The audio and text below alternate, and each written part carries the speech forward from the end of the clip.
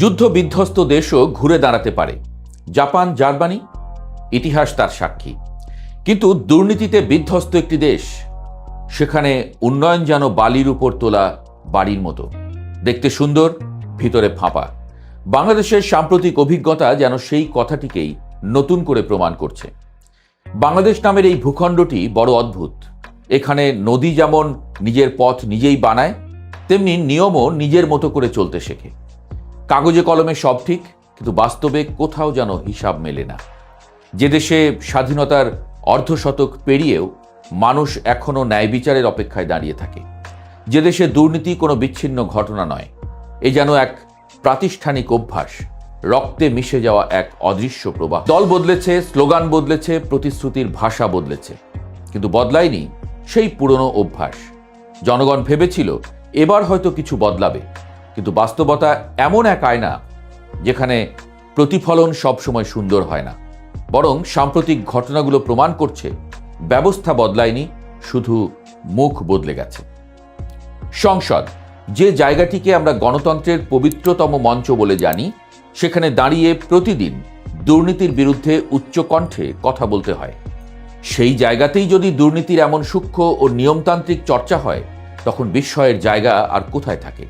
বরং বিস্ময়ই যদি না থাকে, সেটাই হয়তো সবচেয়ে বড় ট্র্যাজেডি। ঘটনাটি শুরু হোক একটি ব্যাগ দিয়ে, বাজারে যার দাম 4,000 টাকা, সেটি সরকারি কাগজে হয়ে গেল 34,400 টাকা। কেউ বলতেই পারে ব্র্যান্ডেড জিনিস, দাম তো বেশি হবে। কিন্তু এখানে গল্পে একটু মোচড় আছে। ব্র্যান্ডের নাম লেখা, কিন্তু জিনিসটি নিম্নমানের, লোগো আলাদা করে লাগানো, যেন নামটাই আসল, গুণগত মান নয়। এবার আসা যাক কার্ড রিডারের কথায়। বাজারে 3,000 টাকার যন্ত্রটি কেনা হয়েছে 21,500 টাকা দিয়ে। এখানে আর যুক্তির জায়গা থাকে না, থাকে কেবল বিস্ময়। বিস্ময় ধীরে ধীরে সন্দেহে রূপ নেয়, আর সন্দেহ যখন তথ্যের সঙ্গে মেলে, তখন সেটি আর সন্দেহ থাকে না, হয়ে যায় অভিযোগ। সবচেয়ে চোখে পড়ার মতো বিষয় ক্যামেরার সরঞ্জাম কেনা। একটি ডিজিটাল এসএলআর ক্যামেরা বডির বাজার মূল্য প্রায় 3,38,000 টাকা। সেটি কেনা হয়েছে 7,09,500 টাকা দিয়ে। 4টি ক্যামেরা বডির জন্য ব্যয় হয়েছে 28,38,000 টাকা, অথচ পুরো সেটের বাস্তব বাজার মূল্য 20 লাখ টাকারও কম। কিন্তু সরকারের কাছ থেকে নেওয়া হয়েছে 58,44,130 টাকা।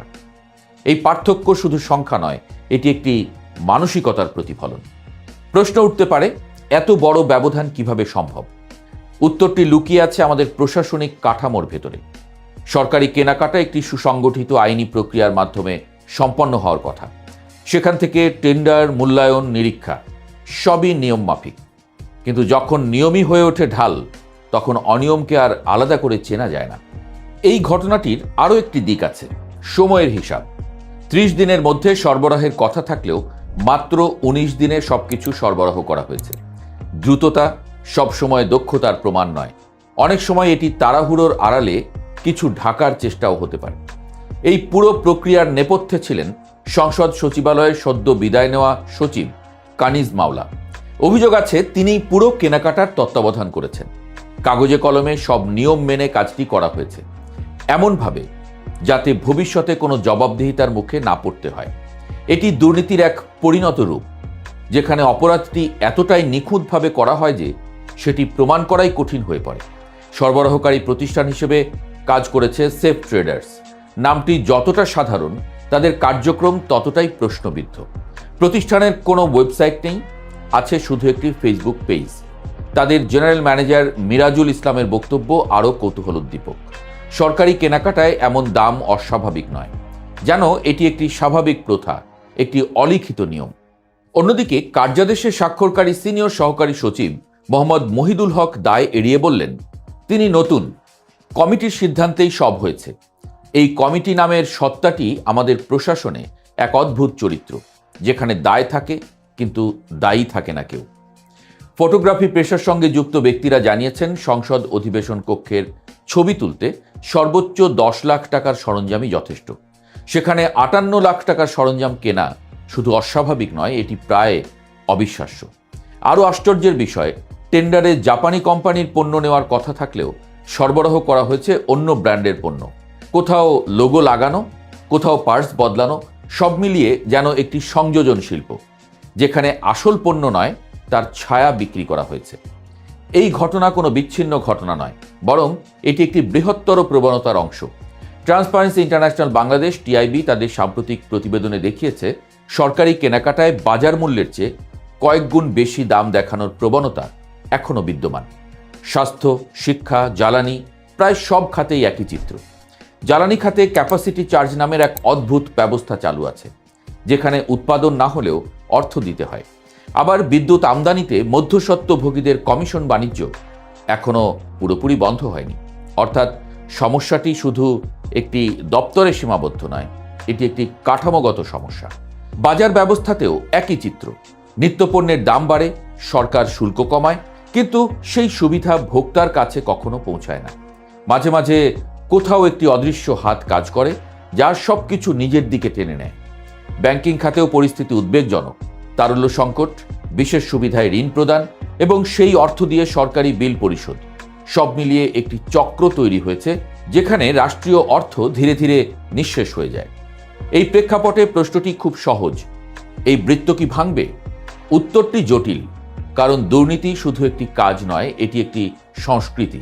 এটি এমন একটি অভ্যাস যা সময়ের সঙ্গে সঙ্গে প্রাতিষ্ঠানিক রূপ নিয়েছে। তবে আশার জায়গাও আছে, কারণ তথ্য এখন লুকিয়ে রাখা কঠিন। গণমাধ্যম, গবেষণা প্রতিষ্ঠান এবং সচেতন নাগরিকদের কারণে এসব ঘটনার সামনে আসছে। কিন্তু শুধু তথ্য প্রকাশ করলেই হবে না, প্রয়োজন কার্যকর পদক্ষেপ। দুর্নীতি দমন কমিশন, দুদক এবং সংশ্লিষ্ট সংস্থাগুলোর উচিত এই ধরনের ঘটনায় জড়িত প্রতিটি ব্যক্তিকে আইনের আওতায় আনা। শুধু নিচের স্তরের কর্মচারী নয়, বরং সিদ্ধান্ত গ্রহণকারী উচ্চপদস্থ কর্মকর্তাদেরও জবাবদিহিতার মধ্যে আনতে হবে। সবশেষে একটি কথা মনে রাখা দরকার: রাষ্ট্রের প্রতিটি টাকা জনগণের। সেই টাকার অপচয় মানে শুধু অর্থনৈতিক ক্ষতি নয়, এটি একটি নৈতিক ব্যর্থতা। বাংলাদেশ এগোচ্ছে, এটা সত্য, কিন্তু সেই অগ্রযাত্রায় যদি দুর্নীতির ভারে ধীর হয়ে যায়, তাহলে একসময় পথ হারিয়ে ফেলতে পারে। এখনো সময় আছে পথ ঠিক করার, নিয়মকে সত্যিকারের নিয়মে পরিণত করার। না হলে 4,000 টাকার ব্যাগ একদিন 4 লাখেও পৌঁছতে পারে, আর তখন বিস্ময়ও হয়তো আরও বিস্মিত হবে।